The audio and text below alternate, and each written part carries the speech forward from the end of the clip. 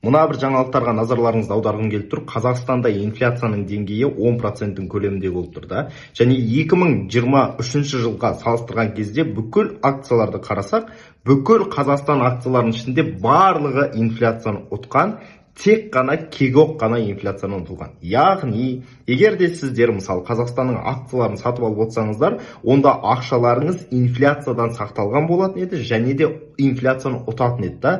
Мысалы мен сіздерге наглядный бір мысал көрсетейін. Мен қызым туған кезде, апрельдің 16-сы күні да, сол кезден бастап қызыма бірнеше шетелдің де әртүрлі акцияларын алдым. Соның ішінде бірнеше Қазақстанның да акцияларын алдым. Мысалы, Қазмұнайгаз бар, Кейсел бар, Халықбанк, Каспий деген сияқты. Сол акциялардың барлығы да жақсы өсім көрсетті. Әрине, жылдың басында алсам, одан көбірек болатын еді. Просто қызым жылдың басында туған жоқ қой, енді қызым туғаннан бастап алып жатырмын. Сонда да өте жақсы өсім көрсетіп жатыр, инфляцияны ұтып жатырмыз. Сіздерге енді сұрақ қояйын.